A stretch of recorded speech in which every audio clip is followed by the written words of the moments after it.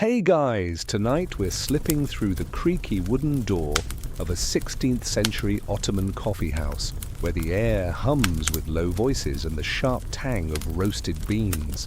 Picture it. You're in Istanbul, 1550, and the street outside is a maze of cobblestones slick with evening dew. Lanterns flicker, casting shadows on merchants haggling over silk and spice. You nudge open the door and a wave of warmth hits you, smoky, sweet and faintly bitter, like a hug from a slightly grumpy uncle. This is no Starbucks, it's a dimly lit den where men in turbans and robes sip tiny cups, their beards twitching as they whisper secrets or laugh at a bad joke. You probably won't survive the social minefield of unspoken rules here. One wrong move and you're the guy everyone glares at. So before you get comfortable, take a moment to like the video and subscribe, but only if you genuinely enjoy what I do here. Drop a comment with your city and local time. I'm curious where you're drifting off from tonight. Now dim the lights, maybe turn on a fan for that soft background hum, and let's ease into tonight's journey together. You pause at the threshold, your sandals scuffing the worn stone floor. The coffee house is a rectangle of chaos and calm, maybe 20 feet wide, with low, wooden tables scattered like islands. Cushions in faded reds and blues line the walls where patrons recline, some cross-legged, others sprawling like they own the place. The ceiling's blackened by years of smoke, and a single chandelier dangles, its candles dripping wax onto the floor below. You squint through the haze. Men of all sorts, merchants, poets, off-duty soldiers, lean close, their voices a steady murmur like a distant river. A few glance your way, sizing you up. Are you a local? A trader? Trouble? You feel the weight of their stares, but nobody speaks. That's rule one, you'll learn. Don't blurt out hellos like you're at a modern cafe. Here, silence is your handshake. The coffee house isn't just a place to drink, it's the heart of Ottoman social life. By the mid-1500s, these spots are popping up across Istanbul, Damascus, and Cairo, fueled by coffees spread from Yemen.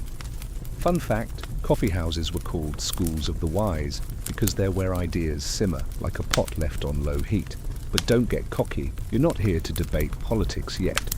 First, you need to blend in. You notice the owner, a wiry man with a moustache like a broom, wiping a brass tray. He doesn't smile, but his nod says, pick a spot, don't make a scene. You're tempted to grab the nearest cushion, but hold up. Where you sit matters more than you think. Choose wrong, and you're insulting someone's uncle, or worse, a guy who knows the Sultan's cousin. Here's a quirky tidbit. Some coffee houses had a silent corner where patrons vowed not to speak for hours, sipping coffee as a kind of meditation. Sounds like your kind of vibe, right? Just don't expect a neon sign pointing it out. Historians still argue whether these silent zones were for spiritual focus or just grumpy old men dodging small talk. For now, you're stuck in the main room, where the air feels alive like it's holding 1,000 secrets.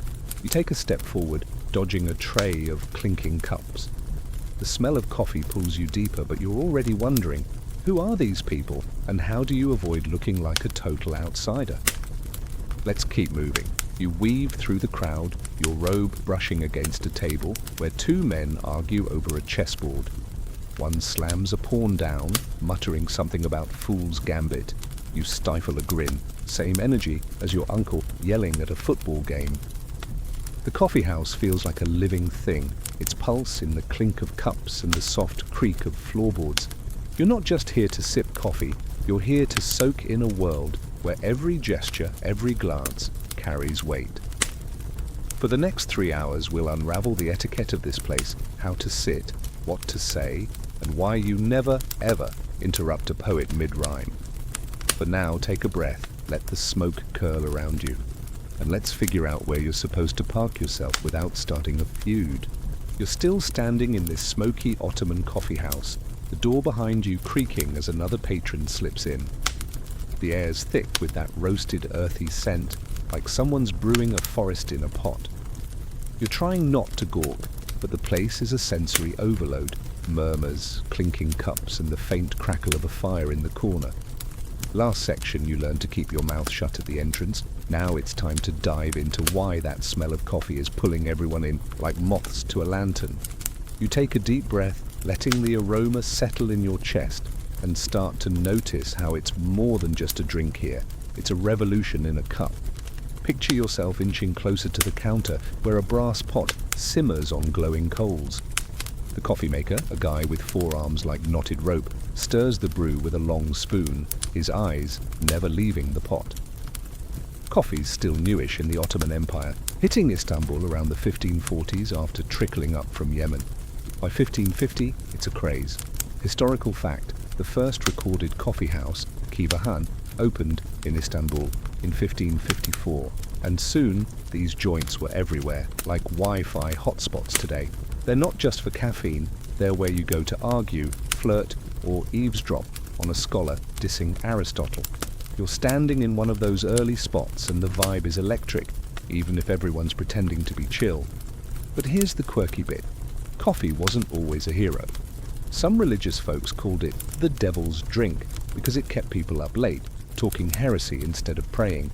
You overhear a bearded guy in the corner muttering about how coffee's unnatural vigor corrupts the soul. You roll your eyes, sounds like your aunt ranting about energy drinks. Historians still argue whether these anti-coffee campaigns were about faith or just grumpy clerics hating fun. For now, you're just glad the coffee won. You watch the coffee maker pour a tiny cup, the liquid black as midnight, with a thin foam on top. He slides it onto a tray, and you're dying to grab one, but hold up. You can't just order like it's a drive-through. The smell's doing something to you, like it's unlocking a part of your brain that loves cozy nights. You notice how the patrons cradle their cups, sipping slowly, like they're savoring a secret. That's the etiquette starting to show. Coffee's not for chugging. You're tempted to ask the coffee maker for a quick pour, but his glare says, "Wait your turn, newbie!" You shuffle to the side, dodging a tray balanced with cups that look like thimbles. A joke pops into your head. These cups are so small you'd need 20 to feel awake. But you keep it to yourself. Laughing alone here might get you weird looks. Let's talk about why this smell matters. Coffee's rise isn't just about taste, it's about connection. In a world without newspapers or X, coffeehouses are the internet. Merchants swap trade routes, poets sling rhymes, and some guy in a fancy robe brags about his new camel. You're catching the edge of a conversation about silk prices, and it's soothing, like eavesdropping on a podcast. The aroma ties it all together, a thread weaving through the chatter. You notice a kid, maybe 14, darting between tables, refilling water glasses. He's part of the scene too, dodging elbows with a grin. You're starting to get it. This place isn't just about coffee, it's about belonging. You're still standing though, and people are noticing. You need to sit soon, but the question is where? Last section, we hinted that picking a spot is a minefield. The coffee smells got you relaxed, but you're not off the hook yet. You glance at the cushions along the walls, some empty, some claimed by guys who look like they've been here since the Crusades. You're tempted to flop down anywhere, but that's a rookie move. Another joke, sit in the wrong spot, and you're basically challenging someone to a duel over a cushion. For now, you lean against a pillar, letting the coffee's warmth fill your lungs. The coffee maker catches your eye again, and you wonder what's next. How do you even get a cup without breaking some ancient rule? You're still hovering in this 16th century Ottoman coffee house, the air heavy with that roasted bean aroma we talked about last section.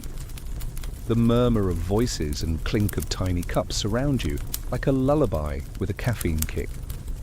You're itching to grab a seat, but you're starting to sense that plopping down anywhere could land you in hot water, or worse, hot coffee. Remember how we said, silence is your handshake at the door? Now it's time to navigate the unspoken rules of where to sit. A social puzzle that's trickier than assembling furniture without instructions. You shift your weight, scanning the room, and feel the weight of a dozen eyes flicking your way. The coffee house is a patchwork of low tables and cushions, some in neat rows, others scattered like leaves.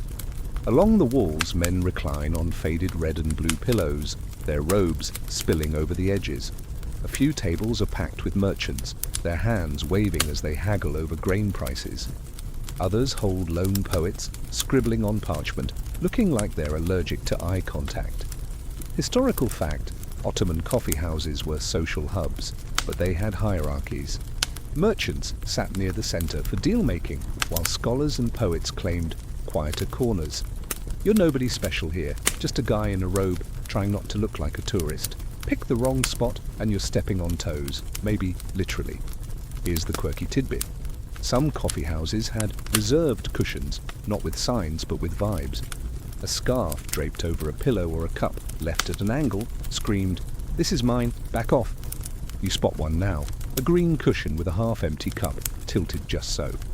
You're tempted to sit anyway, but the guy nearby, stroking his beard like it's a pet, gives you a stare that says, "Try it, pal." You back off, chuckling to yourself. It's like musical chairs but loose, and you're the gossip of the week.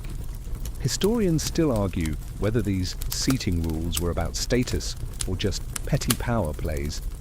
Either way, you're not here to start a revolution. You notice a small gap near the wall, 2 empty cushions between a dozing old man and a guy muttering to his chessboard. Seems safe, right? You take a step, but a kid carrying a water jug shakes his head, barely noticeable. Okay, message received. You pivot toward a table with 3 men, their turbans bobbing as they laugh over something. One waves you over, but you hesitate. Is this an invite or a trap? A joke pops into your head. Sit with the wrong crew, and you're stuck debating camel taxes for hours. You smile but keep moving, aiming for a lone cushion near the fire. The warmth feels good, but you're still standing like a kid at a school dance waiting for permission. Let's paint the scene. The fire crackles, sending shadows dancing on the walls, where faded murals show birds and vines. The coffee maker from last section is still at his post, pouring black liquid into cups, so small you'd swear they're for dolls. You catch a whiff of cardamom from someone's drink, and it's like a hug for your nose. The room's alive but not loud. Everyone's keeping it low, like they know the guy next to them might be a sultan's spy. You're starting to get why seating matters. It's not just about comfort, it's about who you're seen with. Sit by a poet and you're artsy. Sit by a merchant and you're in the money game. Sit by the door and you're nobody. You finally spot a safe bet, a plain cushion near a corner, no scarves or tilted cups claiming it. You ease down, knees creaking, and nobody glares. Success. The cushion's lumpy, but it beats standing. You're close enough to hear the chess guy curse under his breath. Apparently, his pawn's in trouble again. Another joke. These guys take chess so seriously you'd think the board was a battlefield. You lean back, letting the coffeehouse's hum wash over you. The smell of roasted beans is still there, a thread tying you to last section. Now that you're seated, you're ready to order. But how? The coffee maker's busy, and you're not sure if waving him over is rude. For now, you sit, soaking in the rhythm of this strange, cozy world. You're finally settled on a lumpy cushion in this 16th century Ottoman coffeehouse, the fire's warmth seeping into your bones. The hum of voices and clink of tiny cups wrap around you like a soft blanket, and that roasted coffee smell from earlier still lingers, teasing your senses. Last section, you dodged a social disaster by picking a safe seat, but now you're eyeing the coffee maker, wondering how to get a cup without breaking some ancient rule. You're about to learn the art of his craft, a ritual so precise it's practically a performance. Lean back, let the coffeehouse's rhythm pull you in, and watch this guy work. The coffee maker stands behind a wooden counter, his brass pot glowing over a bed of coals. He's not just pouring drinks, he's conducting a symphony of steam and scent. You watch him grind roasted beans with a mortar, the rhythmic thump like a heartbeat. Historical fact, Ottoman coffee was brewed strong, boiled multiple times in a sezve, a long-handled pot, producing a thick, foamy texture. No filters here, grounds sink to the bottom, and you're expected to sip, not slurp. He pours the black liquid into a cup smaller than your palm, the foam trembling on top like a tiny crown. You're mesmerized, but also intimidated. How do you even hold that without looking like a clumsy giant? Here's the quirky tidbit. Some coffee makers added a pinch of saffron or cardamom, not for flavor, but to flex their wealth. You spot a faint yellow tint in one cup being carried past, and you swear the guy sipping it looks smug. Saffron's pricier than gold, so yeah, he's basically drinking a mortgage. Historians still argue whether these fancy additives were about taste or just showing off to impress patrons. You're just hoping your plain coffee doesn't mark you as a cheapskate. You catch the coffee maker's eye, and he nods.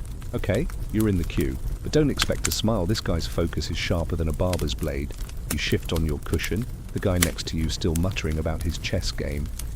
A joke pops up. These cups are so tiny, you'd need a magnifying glass to find the coffee. You stifle a grin, not wanting to draw attention. The coffee maker's routine is hypnotic. Grind, boil, pour, repeat. He wipes each cup with a cloth like he's polishing a jewel. You notice the trays too, brass and dented, carried by a kid who weaves through the crowd like he's dodging raindrops. The kid slides a tray onto a nearby table, and you see the setup. One coffee, one water, one tiny sweet, maybe a date or a cube of locum. That's the package, and you're supposed to sip them in order. Good luck figuring that out without a manual. Let's soak in the details. The counter's scarred from years of spills, and a shelf behind it holds jars of beans, their labels faded. The fire crackles, sending a puff of smoke that mixes with the coffee's bitterness. You hear a poet in the corner muttering rhymes, his voice a low drone, like he's half asleep himself. The coffee maker catches you staring and raises an eyebrow. Oops, don't stare too long, it's rude. Another joke. Stare at him any longer and he'll charge you for the view. You look away, focusing on a mural of a peacock on the wall, its colors dulled by smoke. The coffee house feels alive, every clink and whisper part of its pulse. Your cup's coming soon, you can feel it. The kid with the tray glances your way and you try to look casual, like you've done this 100 times. Back in section 2, that coffee smell hooked you. Now you're about to taste it. But there's a catch. Drinking's got rules too. Sip too fast and you're a barbarian. Spill a drop and you're the talk of the room. You watch a merchant at the next table lift his cup, pinky out, like he's toasting the Sultan. You're not that fancy, but you'll fake it. For now, you wait, the coffee maker's steady hands promising a cup that's worth the wait. Let's see if you can handle it without making a fool of yourself. You're still nestled on your cushion in this 16th century Ottoman coffee house. The fires glow, painting the walls with flickering shadows. The scent of roasted coffee, that warm thread from earlier sections, curls around you, mingling with the faint sweetness of locum from a nearby tray. You're waiting for your tiny cup, watching the coffee maker's precise ritual like it's a cooking show for insomniacs. Last section, you saw his craft up close. Now it's time to figure out what to say or not say once you're sipping. The coffee house hums with chatter, but you're picking up on a vibe. Some topics spark laughs, others draw glares. You lean forward, ear tuned to the room, ready to learn the art of coffee house conversation. The guy next to you, still grumbling over his chessboard, mutters about a bad move. Across the room, two merchants lean close, their voices low as they swap gossip about a ship delayed in Alexandria. You catch snippets, silk prices, a shady tax collector, but it's not all business. A poet in the corner tosses out a line about a lover's eyes and his table chuckles. Historical fact: Ottoman coffee houses were hubs for free speech, where men debated everything from poetry to politics, often dodging censorship. This place is like a proto-X platform, but with better drinks and worse hygiene. You're tempted to jump in, but hold up. Speaking out of turn is a rookie mistake. Here's the quirky tidbit. Some topics, like religion or the Sultan's latest wife, were conversational landmines. You overhear a guy whisper about a new palace scandal, then clam up when a stranger sits nearby. Everyone knows the walls have ears, and not just because the wood's thin. You glance at a quiet table, where three men sip in silence, their eyes darting. Are they plotting, or just tired? Historians still argue whether coffee house chatter shaped public opinion or just recycled rumors. For now, you decide to play it safe. You practice a neutral comment in your head. Nice foam on that coffee, huh? Lame, but it won't get you kicked out. Let's set the scene. Your cushion's starting to feel like home, even if it's lumpier than a bad mattress. The fire crackles and a kid darts by, refilling water glasses with a splashy flourish. You notice the cups again, tiny, handleless, and glazed in blues and greens. A tray lands at the next table, and you see the drill. Sip water first, then coffee, then nibble the locum. You're mentally rehearsing when a merchant at your table leans over, offering a nod. "New here?" he asks. You nod back, heart racing. A joke pops up. Open your mouth now, and you'll probably start a debate about goats. You smile instead, buying time. The conversation game is tricky. Safe bets are poetry, trade, or the weather. Always a hit in a port city like Istanbul. You hear a guy rave about a storm that sank a spice ship and his tables hooked, tossing in their own tails. But danger lurks. Mention the wrong cleric, and you're preaching to a table of frowns. You spot a young guy, maybe 20, try to joke about a vizier's beard, and the silence that follows is colder than a winter breeze. Another joke, pick the wrong topic, and you're as welcome as a tax collector at a party. You're still waiting for your coffee, so you listen, soaking in the rhythm of what flies and what flops. Your tray's coming. You see the kid weaving toward you, brass glinting in the firelight. Back in section 3, you learned seating's a minefield. Now you're seeing talks just as dicey. You're ready to sip and nod, maybe toss in a comment about the rain outside. The merchant's still eyeing you, waiting for you to speak. You feel the coffee house's pulse, its mix of warmth and wariness. For now, you keep quiet, letting the chatter wash over you like a lullaby. Your cup's almost here, and with it, your chance to blend in or blow it. Let's see if you can talk the talk without spilling your coffee. You're still sunk into your cushion in this 16th century Ottoman coffee house, the air thick with coffee's bittersweet aroma and the low hum of voices. Your tiny cup just arrived, set on a brass tray with a glass of water and a cube of locum, its rosewater scent tickling your nose. Last section, you learned to dodge conversational landmines, stick to safe topics like weather, not palace gossip. Now you're about to overhear something special. The coffee house's poetic banter, where words fly like arrows, and a good rhyme can make you a legend or a fool. You sip your coffee, the foam warm on your lips, and tune your ear to a table where the real show's starting. Across the room, a man with a curled moustache stands, his robe swishing as he clears his throat. He tosses out a line. "My heart's a ship, adrift on love's cruel sea." The table erupts in hoots, but another guy jumps up, smirking. "Your ship's a wreck. It sank by noon, I see." The crowd laughs, and you're hooked. Historical fact. Ottoman coffee houses hosted musha'ara, informal poetry contests where men traded witty, rhyming insults or love verses, often improvised. It's like a rap battle, but with more turbans and less bass. You're tempted to try a line, but your poetry skills are rusty.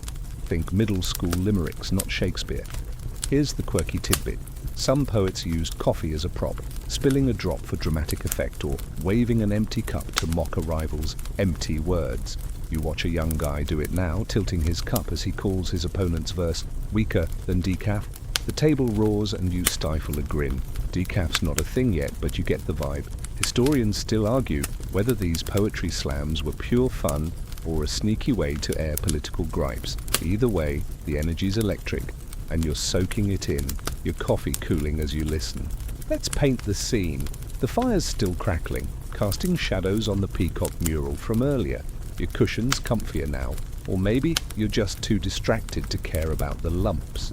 The coffee maker's at his post, grinding beans with that steady thump-thump, while the kid with the water jug darts between tables. You notice the poet's table is a mix. Merchants, a scholar with ink-stained fingers, even a guy who looks like he just rode in from the desert. They're all leaning in, eyes bright, as the rhymes keep flying. A joke pops up. These guys rhyme so fast you think they're dodging taxes with every verse. You sip your water, remembering the order from last section. Water, coffee, locum. The banter's not just noise, it's a game with rules. You can't repeat a rival's rhyme scheme, and stumbling over words gets you booed. You watch a cocky poet trip on a line about moonlit eyes, and his table pelts him with olive pits. Harsh, but you're glad it's not you. Another joke. Mess up a rhyme here, and you're better off hiding in the silent corner from section 1. You're content to listen, your coffee's bitterness grounding you.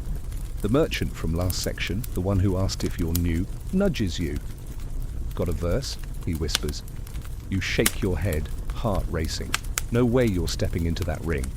The poetry's soothing though, like a lullaby with attitude.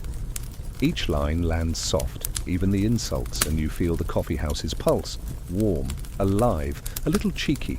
You nibble your locum, its sweetness cutting the coffee's bite, and glance at the chess guy from earlier.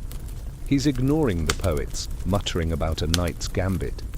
You're starting to love this place, its mix of chaos and calm. Back in section 4, you watched the coffee maker's craft. Now, you're seeing the wordsmiths at work. Your cup's half empty, and you're wondering what's next. Maybe a game, maybe more talk. For now, you lean back, letting the rhymes wash over you like a gentle wave. You're still lounging on your cushion in this 16th century Ottoman coffee house, the air warm with coffee's earthy scent and the fading echo of poetic banter from last section. Your tiny cup's empty now, its bitter aftertaste lingering like a quiet friend. The fire crackles and the room's hum, voices clinking trays, the coffee maker's steady grind, feels like a heartbeat. Those rhyming poets have sat down, their table now chuckling over a bad verse about a camel's nose.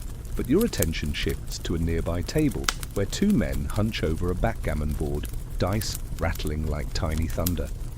It's time to dive into the coffeehouse's games, where skill, luck, and a bit of sly hustling rule the night. You lean closer, curious but wary. Nobody here plays for free. The backgammon board is a work of art, inlaid with mother of pearl, its triangles worn from years of use.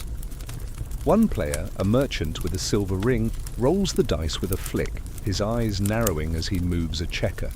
His opponent, a wiry guy with a scar above his brow, smirks and counters, sliding his piece with a taunt. You play like my grandmother. The table laughs, but you sense tension. Historical fact. Backgammon, called tavla in the Ottoman Empire, was a coffeehouse staple by the 1500s, often played for small bets, coins, a round of coffee, or just bragging rights. It's chess's rowdier cousin, and every move here feels like a mini duel. Here's the quirky tidbit. Some players hid weighted dice in their sleeves, slipping them into play when the stakes got high. You notice the scar-faced guy arms something, his fingers quick as a cat. Is he cheating or just scratching an itch? You're not sure, but his opponent's too focused to notice. Historians still argue whether coffeehouse games like tavla were harmless fun or a gateway to gambling dens that worried the Sultan's advisors. For now, you're just glad you're not betting your robe. You watch the dice roll again, landing on double fours, and the merchant groans. A joke pops up. Lose at tavla here, and you're washing dishes for the coffee maker. Let's set the scene. The coffee house is dim, the chandelier's candles dripping wax onto the floor, just like in section 1. Your cushion's starting to feel like an old friend, lumpy but loyal. The kid with the water jug weaves past, dodging a tray of fresh coffee cups. You spot your merchant friend from section 5, now watching the game, his turban tilted like he's scheming. Games aren't just backgammon. Over there, a group plays mangala, sliding stones in a wooden board's hollows, their laughs soft but sharp. You're tempted to join, but the vibe says, know the rules or stay out. Another joke, try mangala without practice, and you'll lose faster than a poet bombing a rhyme. The backgammon game's heating up. Scarface lands a hit, knocking the merchant's checker off the board, and the table hoots. You're rooting for the merchant, but you keep it to yourself. Cheering's not neutral here. You notice the etiquette. Players keep talk light, mostly insults or boasts, but nobody mentions money outright. It's all winks and nods like they're smuggling secrets. You remember the poetry from last section. Games feel similar, a performance where everyone's watching. Your empty cup sits on the tray, and you're wondering if you should order another or just soak in the scene. The coffee maker's still at his post, his brass pot steaming, tying you back to section 4's ritual. You shift, your robe catching on the cushion's frayed edge. The fire's glow catches a mural of vines, and you hear a poet mutter a line about dice and fate.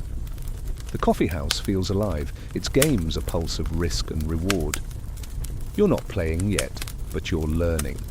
Hustlers lurk, and a bad roll could cost you more than pride. For now, you watch, the dice's clatter blending with the room's hum, pulling you deeper into this strange, cozy world. Let's see if you can resist the urge to roll those dice yourself. You're still sunk into your lumpy cushion in this 16th century Ottoman coffeehouse, the fire's glow dancing on the walls and the familiar scent of roasted coffee wrapping around you like a warm scarf. The backgammon game from last section is winding down, the scar-faced guy smirking as he pockets a few coins. Your empty coffee cup sits on its tray, the locum long gone, and the room's hum, dice clinks, soft laughs, the coffee maker's steady grind, feels like a lullaby. But now your attention drifts to a curtained alcove in the corner, where a faint giggle slips out. This is no men's-only club tonight. It's time to glimpse the hidden world of women's coffee gatherings tucked away from the main room's bustle. You crane your neck, careful not to stare too long, and wonder what's happening behind that heavy cloth. The alcove's entrance is discreet, a faded green curtain swaying as a woman in a long veil slips inside, carrying a tray of tiny cups. You can't follow, men don't cross that line, but you imagine a smaller room, maybe with softer cushions and a brazier for warmth. Historical fact, while Ottoman coffee houses were mostly male spaces, women sometimes held their own gatherings in private rooms or back chambers, especially in larger establishments. These were social hubs for gossip, matchmaking, or just escaping the grind of household duties. You picture them sipping coffee, their laughter muffled, sharing stories no man in the main room will ever hear. Here's the quirky tidbit. Women's coffee sessions sometimes doubled as mini-markets, where they traded embroidered cloth or homemade sweets under the table. You catch a whiff of something sugary, maybe rose petal jam from the alcove, and you swear someone's bartering in there. Historians still argue whether these gatherings were purely social or a quiet rebellion against strict gender roles. Either way, you're intrigued, but you know better than to linger too close. A merchant at your table notices your glance and chuckles, muttering, "Curious men don't last long here." A joke pops up. Peek behind that curtain, and you'll be washing coffee pots till dawn. Let's set the scene. The main room's still alive, the chess guy from earlier, now arguing over a knight's move, his voice a low growl. The coffee maker's at his post, stirring a fresh pot, his brass tsezve glinting like it did in Section 4. Your cushions practically molded to you now, lumps and all, and the fire's crackle blends with the murmur of voices. You spot the kid with the water jug, darting toward the alcove with a fresh pitcher. Guess the women need refills too. The curtain parts briefly, and you glimpse a flash of colourful robes before it swings shut. Another joke. The curtain's guarding more secrets than the Sultan's diary. You're not invited, but you can imagine the vibe. Maybe they're swapping tips on dyeing silk or roasting chickpeas, their coffee cups as tiny as yours but sipped with more grace. You remember the poetry slams from Section 6. Women's gatherings might have their own version, maybe softer rhymes about love or clever jabs at nosy neighbours. The main room's rules stick to safe topics like weather, probably don't apply there. You hear another laugh, sharp and free, and it's soothing like a distant bell. The coffee house feels layered now, not just one space, but many, each with its own rhythm. Your merchant friend from Section 5 leans over, offering a date from his tray. "Stop daydreaming," he says, grinning. You take the sweet nodding. Back in Section 3, you learned seating's a minefield. Now, you're seeing how space itself carries rules. The alcove's a reminder, not everything's open to you, and that's okay. You sip your water, the glass cool against your lips, and let the coffeehouse's pulse wash over you. The fire's glow catches the peacock mural, tying you back to earlier scenes. You're curious about the women's world, but you're content here too, surrounded by dice rolls and coffee steam. What's next? Maybe a song, maybe a spy. For now, you lean back, the alcove's giggles fading into the room's cozy hum, pulling you deeper into this strange. You're still nestled on your cushion in this 16th century Ottoman coffee house, the air warm with coffee's bitter tang and the faint rosewater scent from that women's alcove we glimpsed last section. The fire's glow dances on the peacock mural, and the room's pulse, clinking cups, soft murmurs, the coffee maker's steady grind, wraps you like a cozy blanket. Your empty coffee cup sits on its tray, and you're savoring the memory of its foam, tying you back to Section 4's ritual. But now, you notice a guy at the edge of the room, his hood low, scribbling in a small book. He's not here for poetry or backgammon. He's watching, listening, and you get a chill. It's time to meet the Sultan's spies, the coffee house's silent predators, and learn how to avoid their gaze. You shift, keeping your face neutral, and hope you haven't said anything too spicy. The hooded guy's table is tucked near the door, perfect for catching every whisper.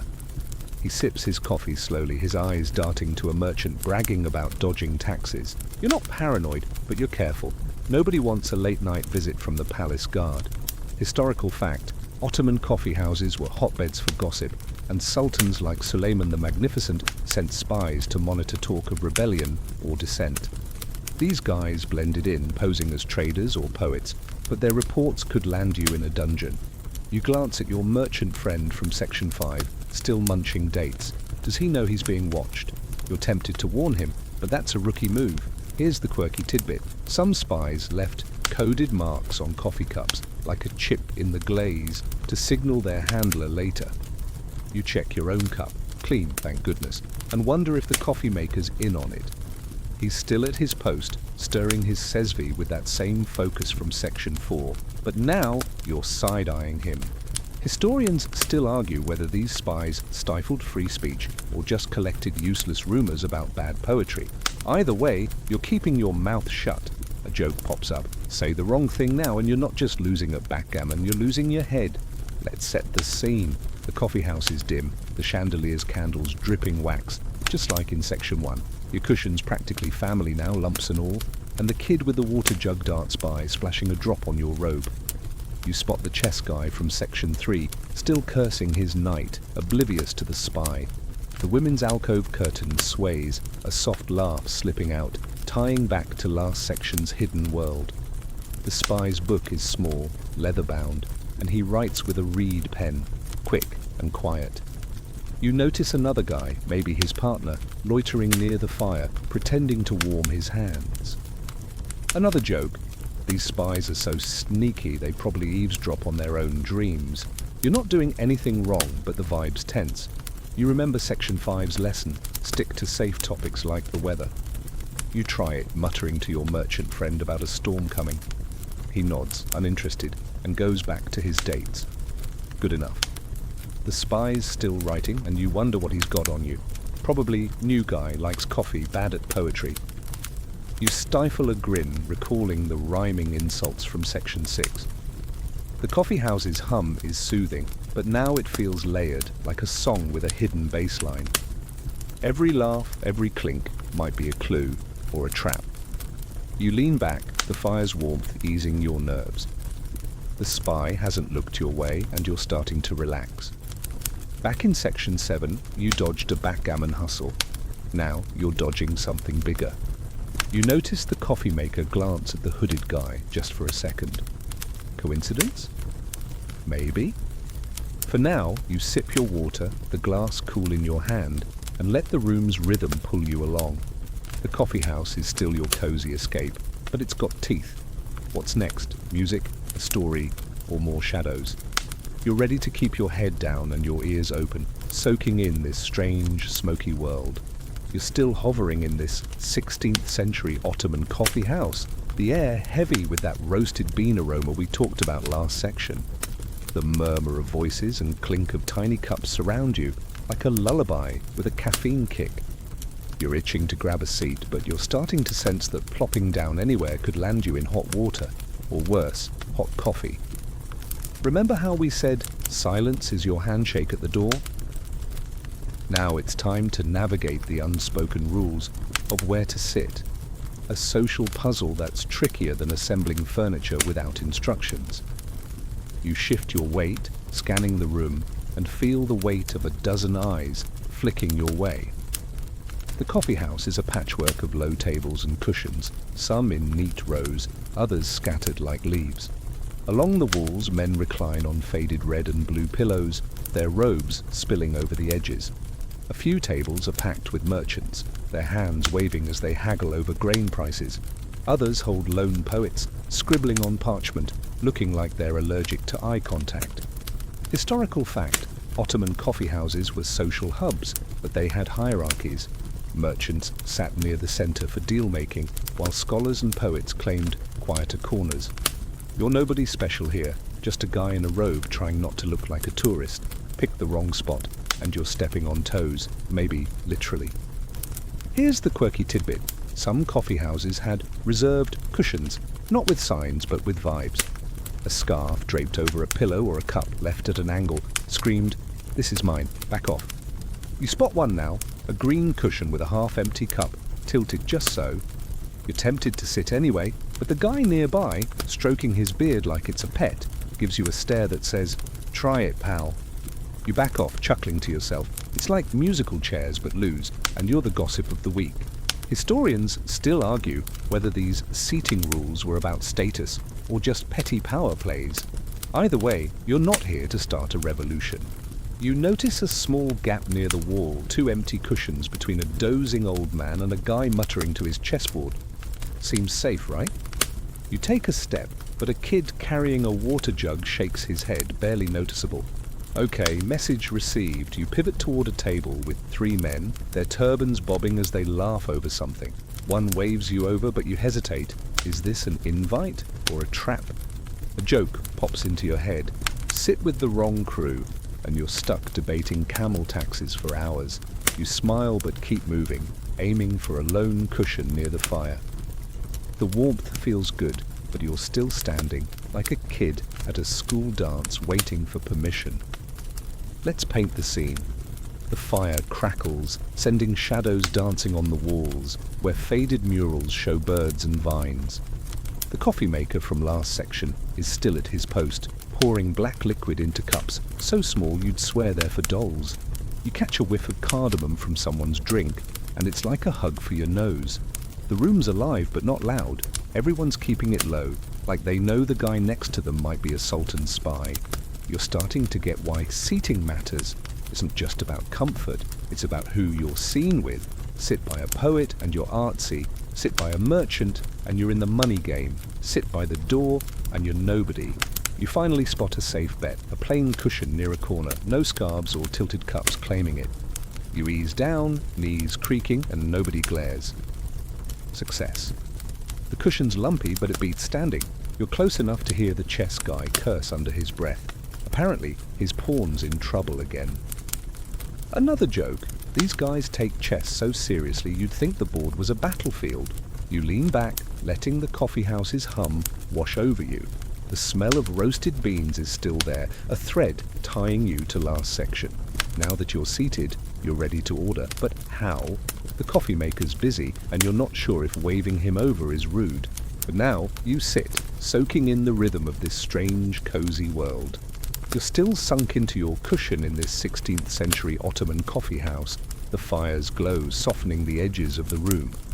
The smoky tang of coffee, that thread from way back in section 2, mixes with the faint crackle of burning wood. Your empty cup sits on its tray, and the hum of the place, low voices, clinking cups, the coffee maker's rhythmic grind, feels like a warm pulse. Last section you spotted a sultan's spy, scribbling secrets, and you're still keeping your voice low just in case. But now, a new sound cuts through, the soft pluck of a lute, its notes rising like a gentle tide. It's time to sway to the music, as a musician in the corner shapes the coffeehouse's mood with strings and subtle charm. You lean back, letting the melody pull you in. The musician's perched on a stool, his lute cradled like a child. He's older, with a grey beard and fingers that move like they've played 1,000 nights. The tune's slow, a winding melody that feels like a river carrying you somewhere quiet. Historical fact: Ottoman coffee houses often featured live music, especially lutes or ouds, with musicians playing folk tunes or classical makams, structured melodies that could soothe or stir the soul. This guy's makam is calm, perfect for late-night sipping. You notice patrons tapping their fingers or nodding, their debates pausing as the music weaves its spell. Even the chess guy from Section 3 looks less grumpy, his knight forgotten. Here's the quirky tidbit: some musicians doubled as storytellers, slipping coded messages into their lyrics to dodge spies like the one from last section. You catch a line about a lonely falcon soaring free and you wonder, is it just a song or a jab at the Sultan? The spy's still there, scribbling, but he doesn't flinch. Historians still argue whether coffee house music was pure art or a sneaky way to spread dissent. For now, you're just glad the lute's notes are washing away your nerves. A joke pops up. If that spy hates music, he's probably writing, "Lute guy, too relaxing, arrest him." Let's set the scene. The coffee house is dim, the chandelier's candles low, dripping wax like they did in Section 1. Your cushion's an old friend, lumps and all, and the kid with the water jug darts by, refilling a glass for a poet. The women's alcove from Section 8 is quiet now, its curtains still. The coffee maker's at his post, his brass tsezve steaming, tying back to Section 4's ritual. The musician's lute is inlaid with ivory, its strings catching the firelight. You spot your merchant friend from Section 5, swaying slightly, his turban bobbing.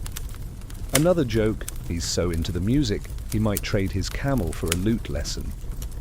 The melody shifts, a touch faster, but still soft, like a breeze through reeds. You feel your shoulders loosen, the spy's shadow less heavy. Patrons are quieter now, some closing their eyes, cups forgotten. You remember the poetry slams from Section 6. This music's different, less showy, but just as gripping. You're tempted to hum along, but that's not the vibe. Listening's enough. The musician's fingers dance, and you imagine him practicing in a dusty room, perfecting every note. The coffee house feels warmer, its edges softer, like you're sinking into a dream. Even the backgammon players from Section 7 have paused, their dice still. You sip your water, the glass cool against your lips, and glance at the coffee maker. He's nodding to the music, a rare break from his focus. Back in Section 9, you dodged the spy's gaze. Now you're dodging nothing, just floating on the lute's notes. The melody's a bridge, connecting the room's chaos, poets, hustlers, spies, into something whole. You're starting to love this place, its layers of sound and scent. What's next? Maybe a story, maybe a debate. For now, you let the music carry you, the coffee house's hum blending with the strings, pulling you deeper into its strange, sleepy world. You're still nestled on your cushion in this 16th century Ottoman coffee house, the lute's gentle melody from last section fading into a soft hum that lingers like a warm memory. The fire crackles, casting flickers on the peacock mural, and the familiar scent of roasted coffee, our old friend from Section 2, curls through the air. Your empty cup sits on its tray, the locum's sweetness a distant taste. The room's pulse, clinking cups, low murmurs, the coffee maker's steady grind, feels like a heartbeat you've known forever. The musician's taken a break, but now a new energy stirs. A table of men leans close, their voices sharp, debating something fiercer than poetry or backgammon. It's time to join the philosophers arguing over coffee's moral implications, where every word feels like a tightrope walk. You sip your water, ear-tuned, and brace for the heat. The debate's led by a scholar with ink-stained fingers, his turban slightly askew. He's waving a finger, claiming coffee's a sin, stirring passions that cloud the soul. A merchant across the table scoffs, saying it's a gift, sharpening minds for trade and verse. You're caught in the middle, half agreeing with both. Historical fact: in the 1500s, Ottoman clerics debated coffee's legality, some calling it intoxicating like wine, and others praising its clarity for late-night prayers. These arguments hit coffee houses hard, with scholars like this guy turning tables into courtrooms. You're glad nobody's throwing cups. but the vibe's intense, like a Twitter thread with better robes. Here's the quirky tidbit. Some debaters used coffee grounds to read fortunes, swirling the sludge to predict if coffee would be banned.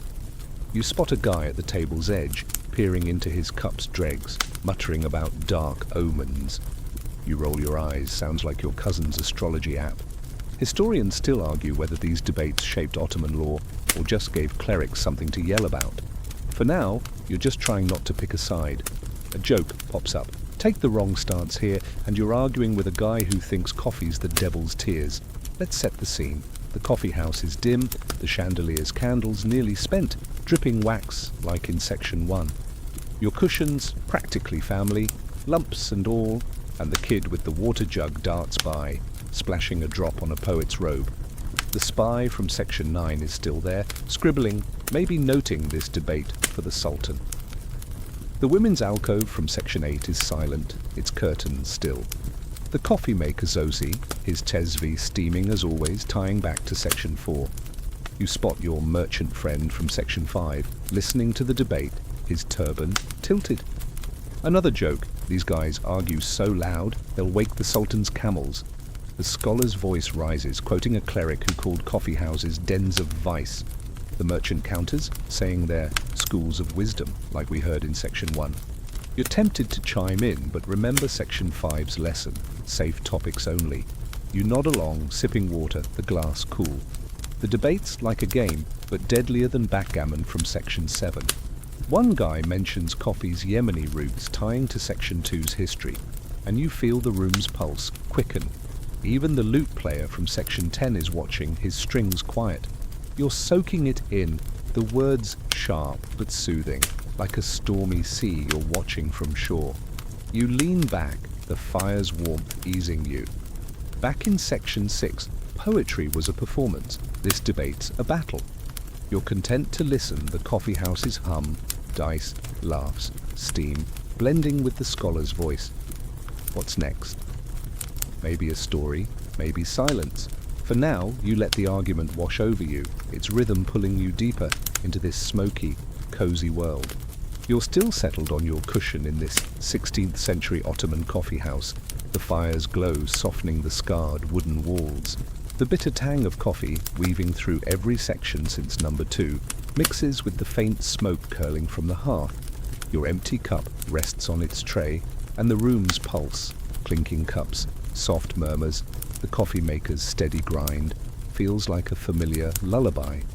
Last section's heated debate about coffee's morality has fizzled, the scholar and merchant now sipping in truce. But now, a new figure draws your eye, an old man with a white beard, standing in the center, his voice low and rhythmic, spinning a tale that quiets the room. It's time to listen to a storyteller weaving legends for sleepy patrons, his words a bridge to dreams. You lean forward, the cushion creaking, and let his story pull you in. The storyteller's robe is patched, his hands waving like they're painting the air. He's describing a caravan lost in the desert, guided by a talking fox under a starlit sky. The crowd's hooked, merchants, poets, even the chess guy from section 3, lean in, cups forgotten. Historical fact: Ottoman coffee houses were stages for medders, professional storytellers who blended folktales, history, and humor, often tailoring stories to the crowd's mood. This guy's a master, his voice rising and falling like the lute's melody from section 10. You're half expecting him to mention coffee, tying back to its Yemeni roots in section 2, but he's all about that fox. Here's the quirky tidbit. Some medders hid moral lessons in their tales, like fables, to nudge patrons toward virtue, or at least better tipping. You catch a line about the fox outsmarting a greedy trader, and the merchant from section 5 shifts uncomfortably. Is that a jab? You smirk, imagining the storyteller's sly grin. Historians still argue whether medders were just entertainers or subtle reformers shaping coffeehouse crowds. For now, you're just glad his voice is soothing, like a warm bath for your ears. A joke pops up. If this guy's fox starts selling coffee, you're buying stock. Let's set the scene. The coffeehouse is dim, the chandelier's candles barely flickering, dripping wax like in section 1. Your cushion's molded to you now, lumps and all, and the kid with the water jug pauses to listen, his picture forgotten. The spy from section 9 is still scribbling, maybe noting the story's metaphors for the Sultan. The women's alcove from section 8 is quiet, its curtain still. The coffee maker's at his post, his brass sezve steaming, tying back to section 4's ritual. You spot the lute player from section 10 nodding along, his fingers twitching like he's playing the story's rhythm. Another joke, this tale's so good, even the spy might forget to snitch. The story shifts. Now the fox meets a djinn, its eyes like burning coals. You're pulled in, picturing the desert's chill, the caravan's creaking wheels. The storyteller's voice is a current, carrying you past the coffeehouse's smoke and chatter. You remember the poetry slams from section 6. This is different, less competitive, more like a shared dream. The crowd's quiet, some closing their eyes, their breathing slow. You sip your water, the glass cool, and feel the room's warmth wrap you tighter. The storyteller's tale feels personal, like he's speaking to you, tying back to the coffeehouse's intimacy from section 1. You lean back, the fire's crackle blending with his words. Back in section 7, you dodged a backgammon hustle. Now you're dodging nothing, just floating on the story's flow. The coffeehouse feels alive, its layers, dice, rhymes, spies, melting into this one voice. What's next? Maybe a late-night ritual, maybe silence. For now, you let the fox and djinn carry you, the coffee's scent grounding you, pulling you deeper into this smoky, sleepy world. You're still nestled on your cushion in this 16th century Ottoman coffeehouse, the fire's embers casting a faint glow on the peacock mural. The roasted coffee scent, our constant companion since section 2, lingers like a soft whisper, mingling with the smoky air. Your empty cup sits on its tray, the locum's sweetness a fading memory. The storyteller from last section has just finished, his tale of a talking fox, fading as patrons murmur their approval, some half asleep. The room's pulse, clinking cups, low voices, the coffee maker's fading grind, slows as the night deepens. It's late, and now it's time to observe the etiquette of lingering past midnight, a delicate dance of staying welcome without wearing out your cushion. You shift, feeling the hour, and watch the coffeehouse settle into its quietest rhythm. The crowd's thinned, a few merchants haggle softly, their voices like rustling leaves, while the chess guy from section 3 dozes, his board untouched. You're tempted to stretch out, but lingering's got rules. Historical fact, Ottoman coffeehouses often stayed open past midnight, but late-night patrons were expected to keep things calm, no loud debates or poetry slams like in section 6. The goal's to blend into the shadows, sipping slowly, maybe ordering another coffee to justify your spot. You catch the coffee maker's eye and he nods, but his yawn says, "Don't push it. You're learning. Overstay without grace, and you're that guy who ruins the vibe."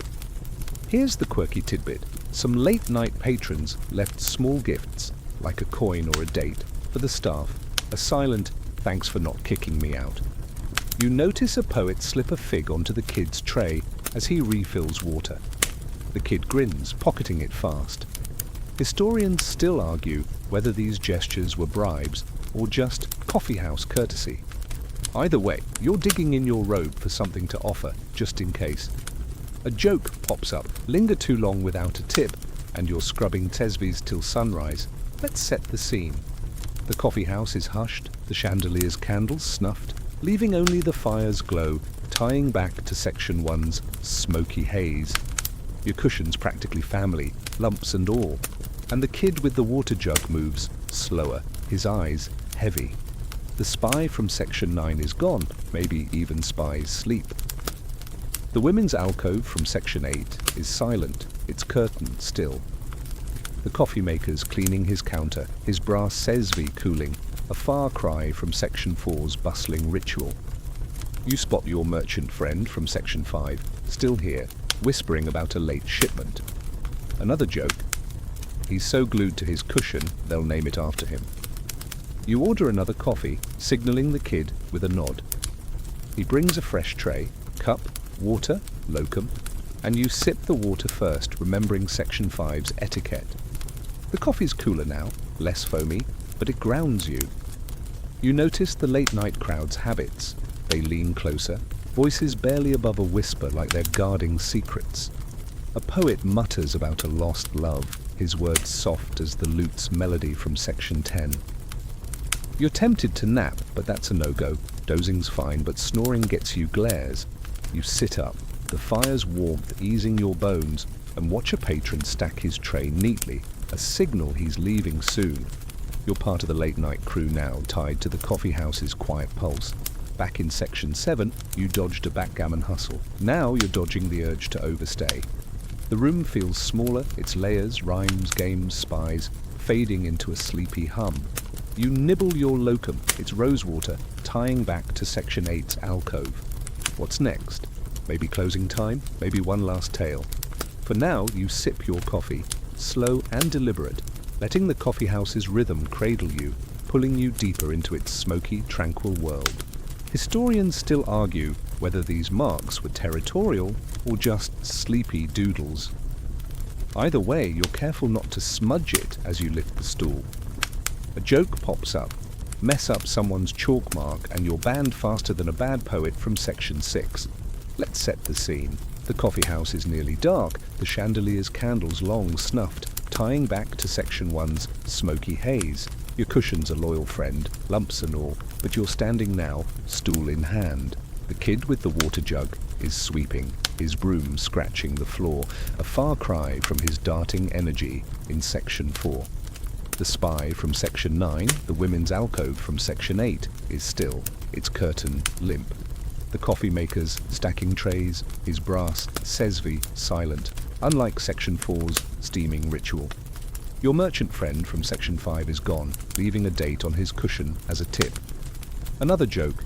Stack these stools wrong and you're cleaning the hearth till noon. You carry the stool to the corner, its wood creaking under your grip.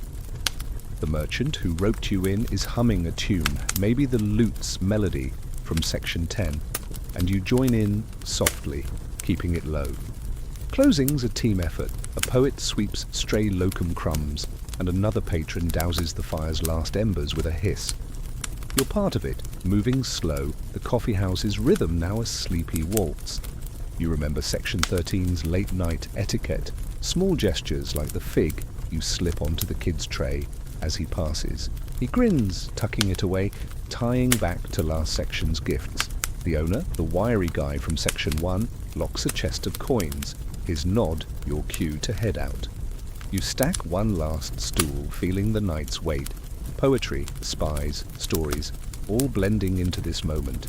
You step outside, the Istanbul dawn cool and grey, the cobblestones slick under your sandals. The coffeehouse door creaks shut, and you feel its warmth in your chest, a mix of coffee, stories, and music. You remember the lute's melody from Section 10, the debate's fire from Section 11. Each moment a thread in a tapestry, now folding into sleep. You walk slowly, the city waking with cartwheels and distant calls to prayer. The coffee's scent clings to you, a gentle anchor tying every section together. You're not thinking of rules or spies anymore, you're just floating, the coffeehouse a soft hum in your mind. You're walking now, the Ottoman coffeehouse, a memory fading like mist over the Bosphorus. The air's cool, the sky a soft grey, and your steps are slow, each one lighter than the last. The coffee's scent, that bitter-sweet thread, lingers in your robe, curling into your thoughts like a whispered lullaby. You picture the cushions, the fire's glow, the storyteller's fox, weaving through a desert of dreams. There's no rush, no need to speak or think too hard. Just let the coffeehouse's warmth settle deep, a blanket for your mind. You're safe here, in this quiet space between night and day, where the world feels soft and forgiving. Breathe in, slow and steady, and feel your shoulders loosen. The debates, the poetry, the spy's shadow, they're all slipping away, like ripples on a still pond. You imagine sitting again, not on a lumpy cushion, but in a vast, open field, stars above, the coffee's aroma, a gentle breeze. Your eyelids grow heavy, each blink longer, softer. The coffeehouse taught you to listen, to savor the small things. Cup's warmth, a lute's note, a shared laugh. Let those carry you now into a place where time doesn't press, where you can rest, whole and calm. You're almost there, the edge of sleep so close you can feel its pull. The city's sounds fade, replaced by a deep, even hum, like a fan's soft whir. Let go, let the coffeehouse's whispers dissolve, leaving only peace. You're drifting, safe, the night's stories cradling you. Sleep now, gently, deeply.